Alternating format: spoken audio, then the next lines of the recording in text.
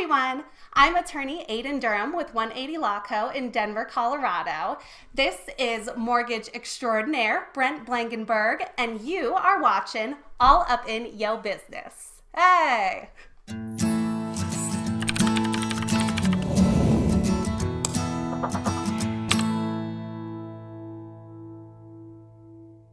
I have got Brent here today to help us learn a little bit about getting a mortgage and buying a house when you're self-employed or an entrepreneur.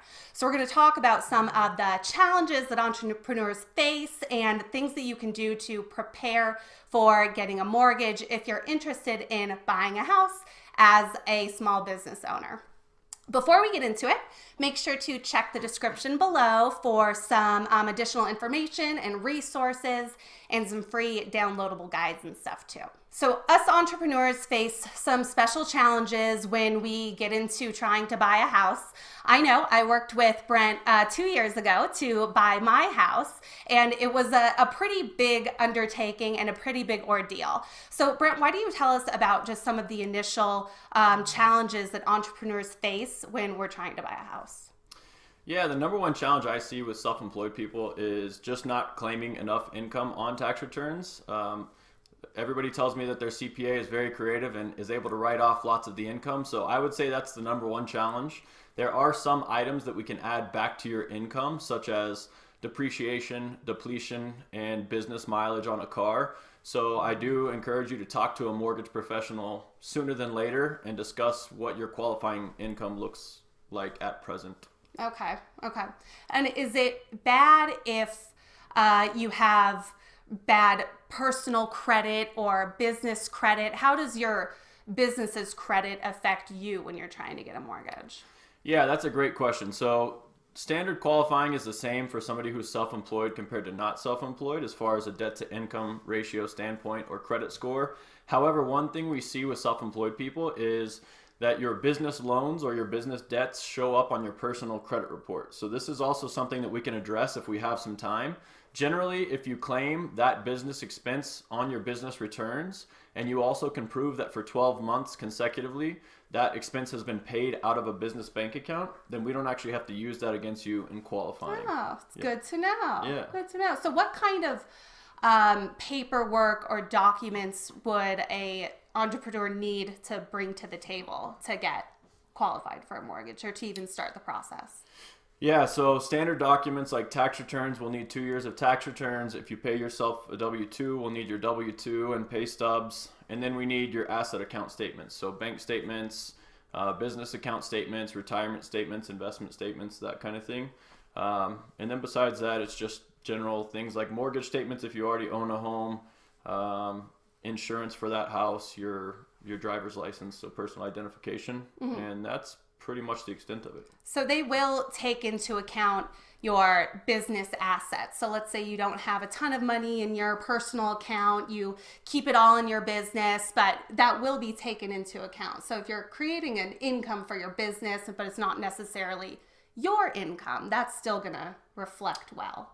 Correct. Yeah, we can use those in some cases, your business assets, to help you qualify. So I know you mentioned W-2s, which something that I talked about in the last few videos was an S corporation election, which when you do that, you become an employee of your company and you have to start paying yourself on payroll and giving yourself a W-2. So if you are thinking about buying a house or trying to get a mortgage, then making that S Corp election can be a big benefit because now you have an actual payroll and an actual salary that you can document with your W-2 when you're trying to qualify. So that's a big benefit also of having that S Corp election if you're trying to buy a house. So if you're preparing to buy a house, one of the big parts is getting a down payment. And so what kind of amount or what's a good down payment to have? Or if you don't have one, is it possible to get a house with very little down payment or no down payment at all? Yeah, great question. So the down payment requirements will be the same for self-employed or non-self-employed. You need as little as 3 to 3.5% to buy a home. And there are actual down payment assistance programs that allow you to have less than that amount as well, depending on which city and state you are living in. My biggest recommendation is talk to a mortgage professional that knows what they're doing, because if you're a business person and you have a lot of money on hand, it might not make sense to put all of that down. Considering interest rates are in the threes right now, it could make more sense to reinvest that into your business or invest that into some other business where you're making more than a 3 to 4% yield.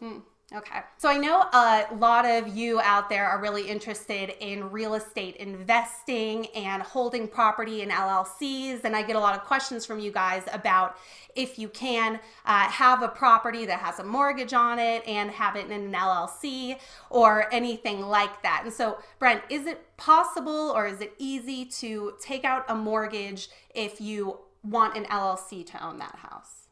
Yeah, great question. And we get this a lot. So as residential mortgage people, we only lend to actual people. So I know that the law says corporations are people, but in this case, corporations are not people. Only people are people.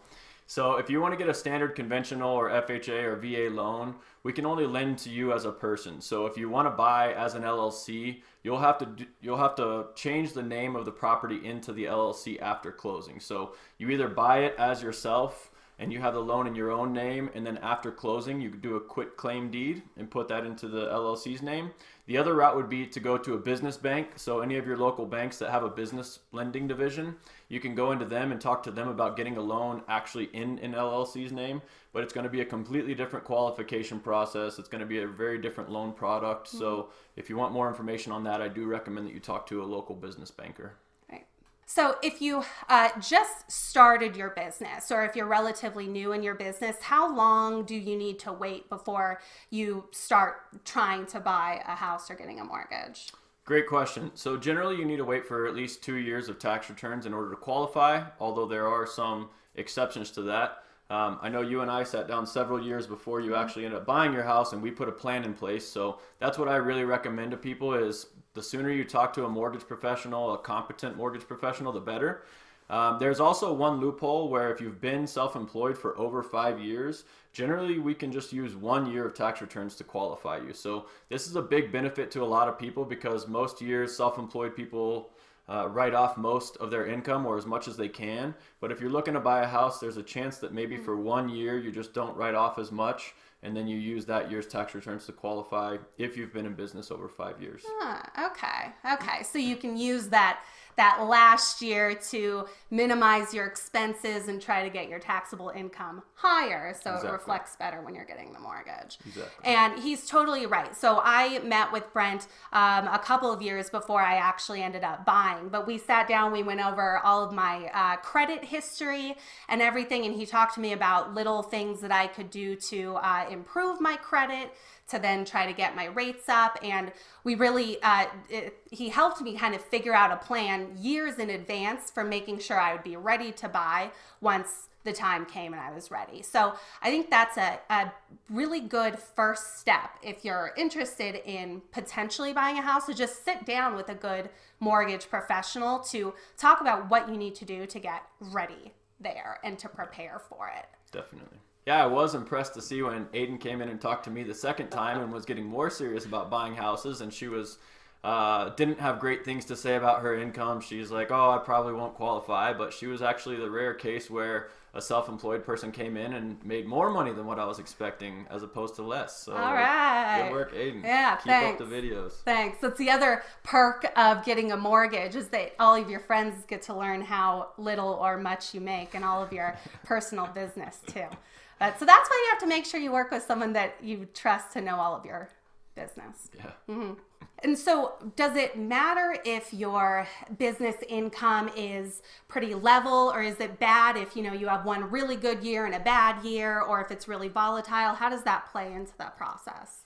Yeah, that's a great question. So self-employed loans are inherently risky. You're not making the same amount every year. So it's very, very important to underwriters that your income is at least stable, but it's even better if your income's increasing. So if you had a really good 2018 and now you're filing 2019 and it wasn't as good of a year as 2018, that looks not so good to an underwriter. So it might not be your best year to qualify based on having decreasing income. Okay, good to know. And so, excitingly, Brent's actually going to be starting his own YouTube channel here pretty soon. What can we expect to hear from you on your channel? What kind of stuff are you going to be talking about? Yeah, thanks, Aiden. I wish I would have started this 6 or 7 years ago when you did, but I'm starting a channel called The Mortgage and Laws. My best friend and brother-in-law and I run a business together, and we'll be filming videos about all topics mortgage. So we're going to get very, very specific on different topics, and we're going to put out lots of content. So feel free to check out The Mortgage and Laws YouTube page, and we should be launching next week with our first videos. We're going to have some 1,000 level classes, I call them, up to 4,000 levels. So if you over the long term watch all of our videos, then you basically have a degree in mortgage. Perfect. Yeah. Perfect. So really, whether you know zero things about mortgage and real estate, or if you're practically an expert yourself, you're probably going to be able to get some good learnings from the mortgage and law. Yes. And once that is launched, I will link to their channel in the description so you guys can subscribe to them and become your own mortgage professional specialist for yourself. That's all for this episode.